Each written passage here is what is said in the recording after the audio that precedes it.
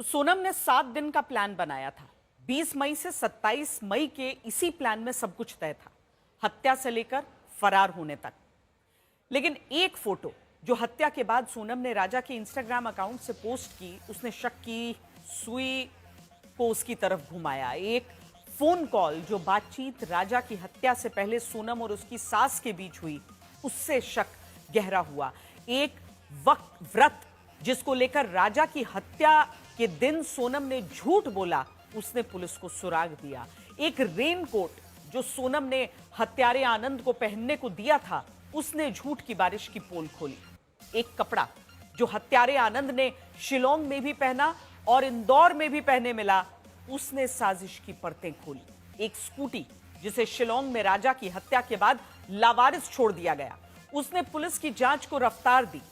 इन सब का सिरा जोड़कर शिलोंग की पुलिस सोनम की शातिर साजिश को पकड़ पाई।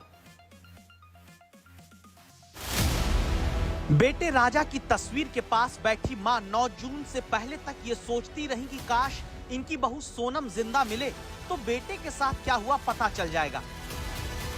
हम बस यही चाहते थे कि सोनम जिंदा मिले, सोनम जिंदा मिले। सोनम से ही सारी जांच होगी, सोनम से ही पता चलेगा कि राजा के साथ क्या हुआ था, क्योंकि वो ही साथ में थी ना उसके स्टार्टिंग से। यहाँ इंदौर से गई जब से आखिरी दिन तक भी जो बात हुई थी, जब भी सोनम उसके साथ थी, तो सोनम को सारी कहानी पता होगा ना कि राजा के साथ क्या हुआ, किसने करा। सास ने सपने में नहीं सोचा कि बहू ही बेटे के कत्ल की मास्टरमाइंड बताई जाने लगेगी, जिसकी साजिश की चौथी पहेली भी सुलझ गई है। राज को शिलांग नहीं बल्कि हत्या के वक्त इंदौर ही रहने का प्लान भी सोनम ने रचा। इस वीडियो को देखिए। इस वीडियो में सोनम के पिता को ढांढस बंधाता हुआ इंदौर में राज कुशवाहा दिखता है। ये उस दिन का वीडियो बताया जाता है जब राजा के शव मिलने की खबर आई। वही राज जिससे प्रेम संबंध में दावा है कि पति राजा की हत्या सोनम ने शिलांग में करा दी, और दावा है कि राज को इंदौर में रहने देने के पीछे सोनम का प्लान ये था कि शक कोई राज पर ना करे। राज कुशवाहा जरूर यही था, कुछ वीडियो फुटेज में भी दिख रहा है। और राज अंतिम संस्कार के समय का जो वीडियो फुटेज जारी हुआ है सोशल मीडिया पर भी, तो ये बात सही है कि राज कुशवाहा यही था। दावा है कि सोनम राजा को रास्ते से हटाकर 2 मकसद हासिल करना चाहती थी। राजा के परिवार के मुताबिक मंगली होने की वजह से राजा को मारकर फिर उस राज से शादी करना जो मंगली नहीं है, यानी राजा खत्म तो मंगल ग्रह का दोष खत्म, ऐसा सोनम सोचती रही। दूसरा मकसद सोनम का ये बताया जाता है कि राजा के मरने के बाद विधवा सोनम से शादी राज करने को तैयार होगा तो सोनम के पिता मना नहीं कर पाएंगे। मेघालय पुलिस के सूत्रों के मुताबिक राज कुशवाहा ने पुलिस के सामने कबूल किया है कि वो और सोनम एक दूसरे को पिछले 1 साल से जानते थे और इस संबंध को आगे बढ़ाना चाहते थे। दोनों ने इसीलिए शादी के ठीक पहले राजा को रास्ते से हटाने की योजना पर काम शुरू कर दिया। दोनों का मकसद बिल्कुल साफ था। राजा को रास्ते से हटाकर जहां एक तरफ राज कुशवाहा और सोनम की शादी हो जाती, तो वहीं दूसरी तरफ एक विधवा से शादी करके समाज में राज की इज्जत बढ़ जाती। दावा है कि सोनम के पिता की प्लाईवुड फैक्ट्री में काम करने वाले राज से बेटी की शादी को पिता तैयार नहीं थे। इसीलिए सोनम की शातिर साजिश ये रही कि राजा की मौत के बाद राज से शादी को पिता इसलिए मान जाएंगे क्योंकि अब सोनम विधवा है। राज का परिवार इंदौर के इस घर में किराए पर रहता है, जहां राज कुशवाहा की मां कहती है बेटा निर्दोष है। अम्मा जी, भैया बुखार था उसको, मैं वो सोच रही थी अस्पताल ले गई उसको, मेरे को नहीं पता था कैसा हुआ। आप सोनम को जानते थे? अरे काम करती थी, कितनी बार बोलूं, सबसे पूछो, वो काम करता था वहाँ, सोनम के भाई की यहाँ काम करता था।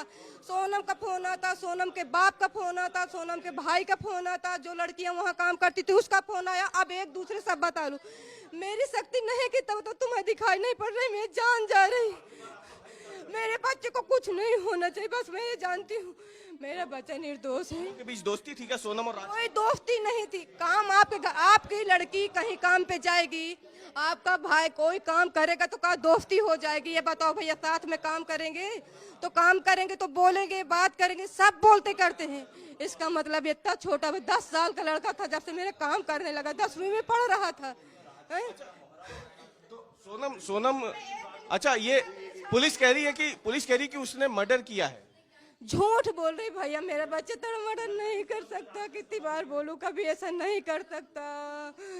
अब आप क्या कहना चाहेंगे, क्योंकि पुलिस तो उसे ले जा रही है अपने साथ। मैं चाहती हूँ मेरे बच्चे का निर्दोष साबित कर दे भैया, कभी मेरा बच्चा ये काम नहीं कर सकता, कभी ऐसा काम नहीं करेगा। वो सबकी मदद कर देता, वो जूता पहन के जाता। अगर दादा बूढ़े सब्जी वाले मिल गए, बोल दिया कि मेरे पास जूता नहीं, तो अपने जूता उतार के चलाता, नंगे पैर घर आ जाता था। मेरा बच्चा ऐसा था भैया, कर सकता है? कभी नहीं कर सकता, गुहार ये तक कभी नहीं कर सकता मेरा बच्चा।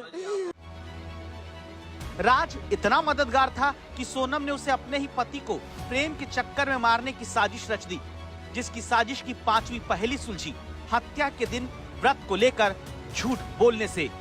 आज तो उपवास होगा फिर? मेरा तो उपवास है ना, मेरे को 2-3 बार बोल दिया। मैं घूमने के चक्कर में अपनी ग्यारस थोड़ी तोड़ूंगी। वही तो फिर मैं अभी खरियार बना रही तो मेरे को एकदम से याद आ गई, मैंने कहा आज तो मेरे बहू का उपवास बापे। हाँ, खिचड़ी बना रही मम्मी का सुबह फोन आ गया था हूँ। उपवास है, तो मैंने हाँ, तो कहीं दूध लस्सी जो भी मिल रहा हो उपवास का सामान वो खा लो। अब पहले ऊपर तो चढ़े, जंगल में है, यहाँ से आज कुछ मिलेगा। दावा है कि सास बहू के बीच ये बातचीत 23 मई की ही है, जिस दिन शिलांग में राजा की हत्या को सोनम हत्यारों संग निकली।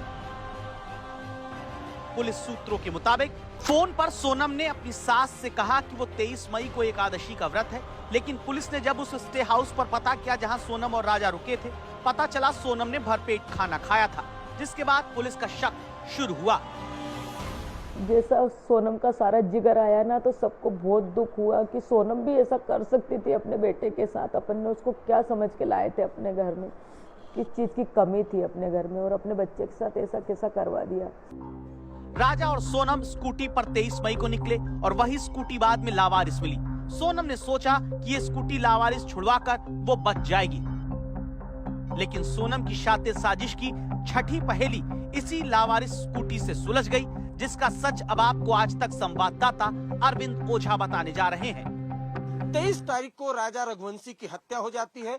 24 तारीख को ये स्कूटी क्राइम सीन से 10 से 15 किलोमीटर दूर लावारिस हालत में मिलती है। पुलिस इस स्कूटी को कब्जे में लेती है, ऑनर तक पहुंचती है। ऑनर के पास आईडी कार्ड होता है और फिर उस आईडी कार्ड के जरिए पता चलता है कि दरअसल ये स्कूटी सोनम और राजा रघुवंशी ने बुक की थी। अब इस स्कूटी के जरिए जो पूरा रूट है, उस पूरे रूट की मैपिंग की गई, जिसके बाद एक के बाद एक खुलासे होते चले गए और अपने पति के कातिल के तौर पर सोनम सामने आ गई।